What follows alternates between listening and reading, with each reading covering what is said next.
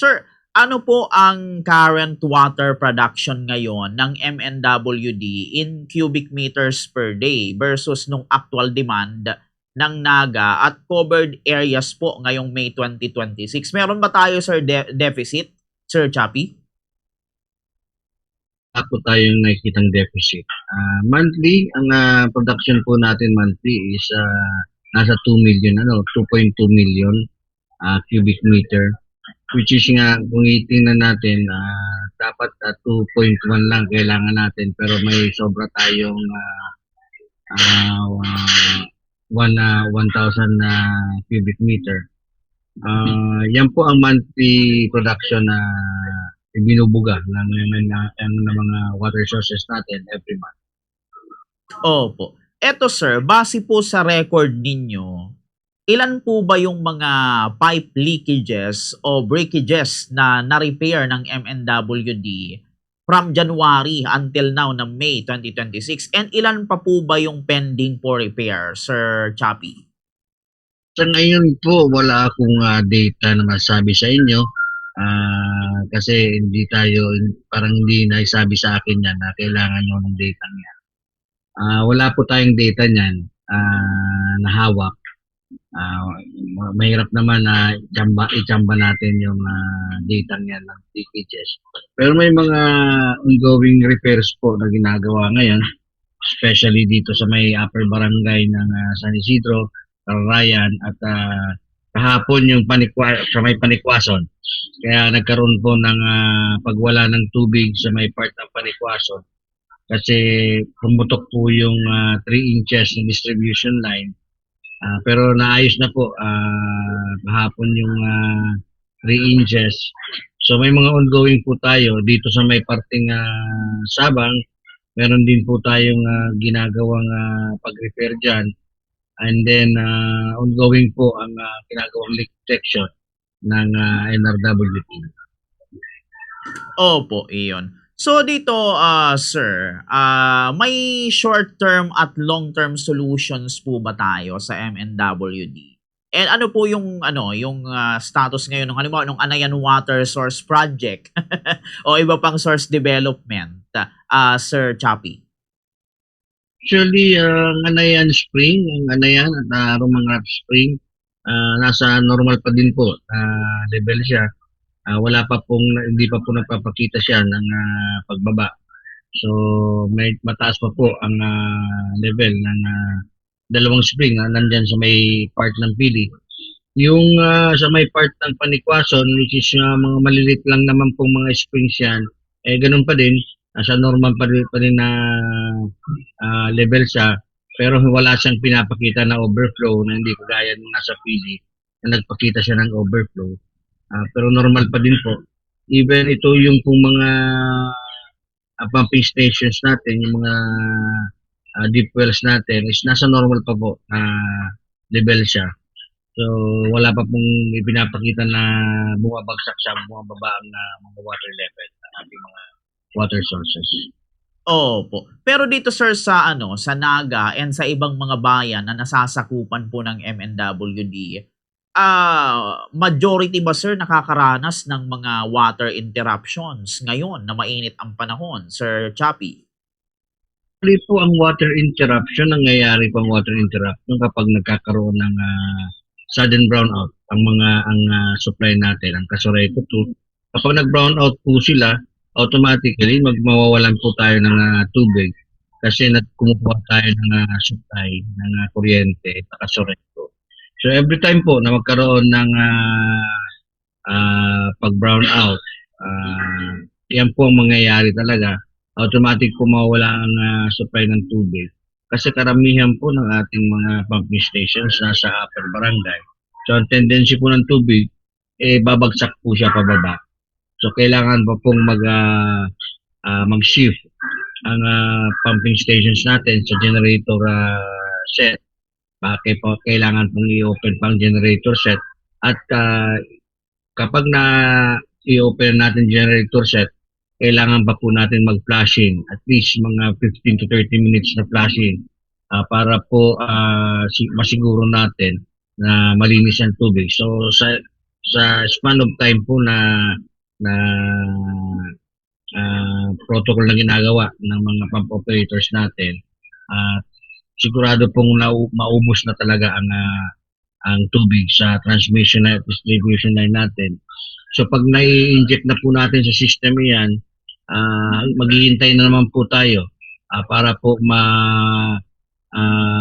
lumakas uli yung pressure, mag-develop uli ng pressure yung transmission line at mga distribution lines natin. So, yan lang po ang nangyayari kung pag nagkakaroon ng brownout, magkakaroon talaga ng water interruption. Secondly, meron tayong mga na-identify na mga areas pa, especially dito sa may parte ng Sabang, Abella, Igualdad, sa loob ng Naga, Abella, Igualdad, na nagkakaroon po ng paghina or intermittent yung pagpasok ng tubig sa kanila. May mga oras lang talaga na may tubig sila. Sila kasi po ay nasa dulo na rin ng line 1 na kung saan nga ay may gagawin tayong project dyan para po maglagay tayo ng bagong transmission line na nakatutok lang dyan sa area yan. Kasali na po dyan ang Gainsa at Kamaligan. So, ang isa pa pong nagkakaroon ng problema diyan yung mga nasa dulo din na barangay ng Kanaman at Kamaligan. So, yan po ang kailangan na tutukan ng MNWD. Yan lang nga po, hindi pa tayo makapag-umpisa ng project diyan. Kasi unang-una, wala pong mga contractor, wala pong pumapasok na nagbibid sa ating mga gagawing mga project. So, dahil po dito yan sa pagtaas ng mga materyales, so nakapending po yung mga projects natin. Even po yung mga projects na meron na tayong budget. Actually, 6 po ito na mga projects na hanggang ngayon po ay nakapending pa din. So, kasi wala pong lalakas loob na mag-bid dito sa mga projects na ito. Kung makikita po natin, even yung septic treatment plant natin, nakapending din. Kasi walang operation sila. Kasi wala din po nagbibid na third-party contractor. So, yan po ang problema na hinaharap natin ngayon. Kahit pang sabihin natin may budget na itong 6 na ito, itong 4 na ito, still, wala pa rin pong mga contractor na nagbibid dito sa mga projects na ito. Opo, iyon. Pero dito, Sir Chappy, sa mga consumer po natin, na if ever, makaranas ng water interruption o ilang araw nang walang tubig, ano po ang protocol dito ng MNWD, Sir Chappy? Within ilang oras dapat makaresponde ang water tanker after mag-report, Sir Chappy? Yung mga lorries po natin, mayroon po tayong 4 na lorries. Actually po may mga schedules yan. Kasi nakita na namin yung mga barangays na walang tubig, hindi inaabot ang tubig. So kung merong mga barangay na hindi naman usually talaga nagkakaroon ng water interruption, yan yung sinisingit na lang namin. Pero may regular schedules po kami na ang mga lorries namin na pinupuntahan. Diyan sa may parte ng Sabang, sa may parte ng Manggayawan, Puro, pumupunta po diyan regularly yung mga lorries natin. Opo, iyon. So dito, sir, palibasa, yun nga, parang may threat tayo ng El Nino. Nag-coordinate po ba kayo, sir, sa tanggapan ng Water State Bureau or sa Pag-asa para sa El Nino forecast? Ano po yung contingency plan ninyo, sir, kung tumagal yung tagtuyot hanggang July, Sir Chappy?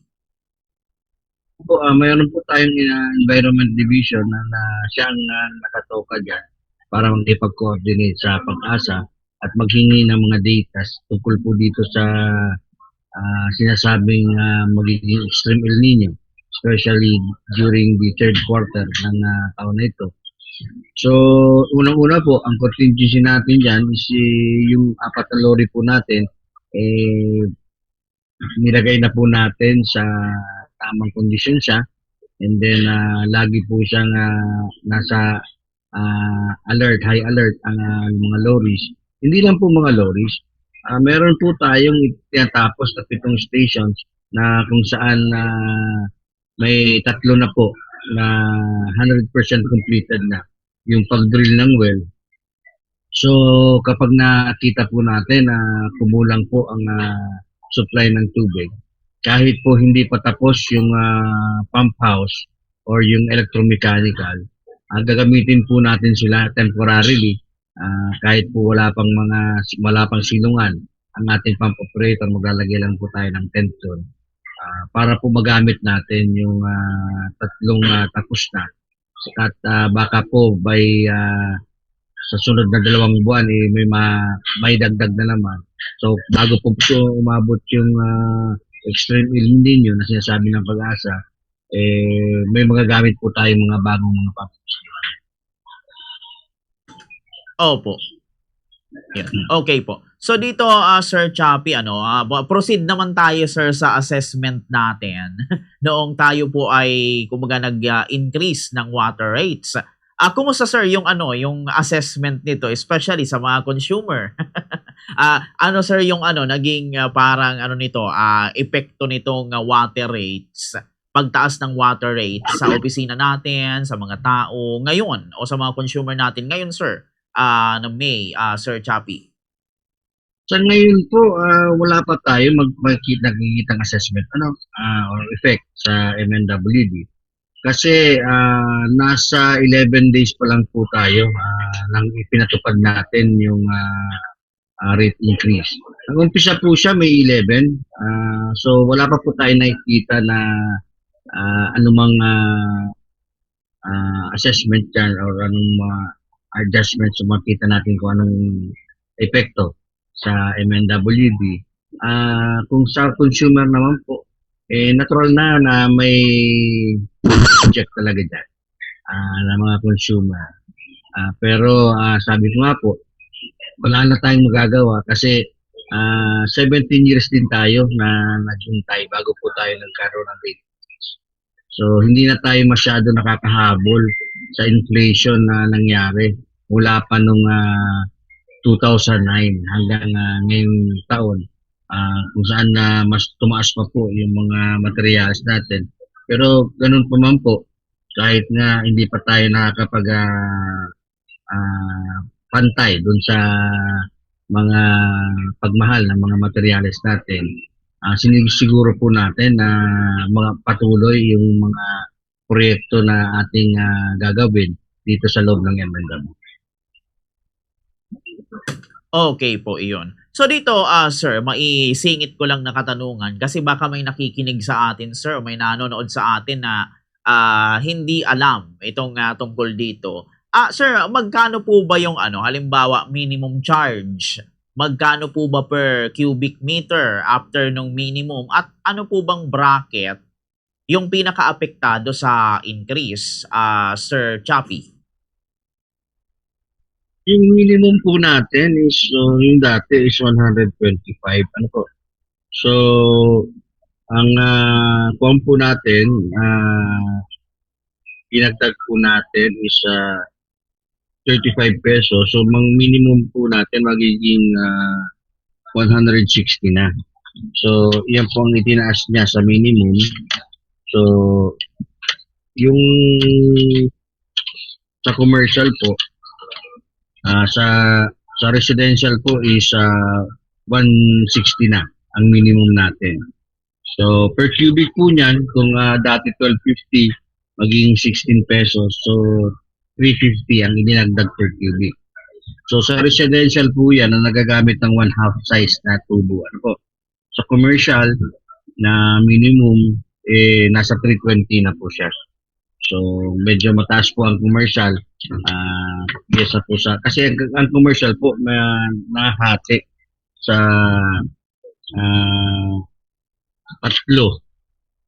tatlong categories. Ano po? So, may category, may commercial A, B, at C. Yung commercial industrial na nagagamit ng 1/2 na pipe, ang minimum po nila is 320. Yung commercial A na nagagamit ng 1/2 na pipe is 280 yung minimum. So, ang commercial B, magiging 240 din po siya. At yung commercial C ay 200 pesos po per cubic ang minimum nila. 200 pesos ang magiging minimum nila. So iba-iba din po ang adjustment na nangyari sa residential hanggang sa mga commercial user natin. Okay po, yun. So dito, Sir Chappy, para lang alam din ulit ng ating audience, nagkaroon po ba, Sir Chappy, ng halimbawa public consultation bago daw yung rate hike? Kaya baka maitanong yan noong atin pong mga audience ngayon. Ilan po bang consumer, sir, yung umattend? At ano po yung mga major concerns na na-raise po nila, Sir Chappy? Pagdating po sa numbers of consumers na ilan po wala po akong record yan ngayon, pero isa po yan sa mga requirements na hinihingi ng LUWA bago pa man i-approve nila ang rate increase na hinihingi natin. Yan po ang pinaka-kailangan. Kailangan po nagkaroon ng public consultation. Kasi pag wala pong public consultation na ginawa tayo, wala pong approval na gagawin ang ating opisina ng LUWA. So, kaya nga, isa po yan sa mga requirements na kailangan. Opo, iyon. So dito, Sir Chappy, mga remaining question na lang ito, sir. Kung halimbawa po, sir, hindi po ma-improve yung service within 6 months after nung rate hike, may mechanism po ba, sir, para i-roll back o i-suspend yung increase? Ano ba yung metrics, sir, na babantayan dito ng LUWA if ever, Sir Chappy? Sa tingin ko po, within 6 months, hindi pa po natin makikita ang pag-rate increase natin. So, napakaikli pa po panahon ng 6 months. So, kailangan pa po natin may mga kailangan pa natin tayong bayaran during itong rate increase nito.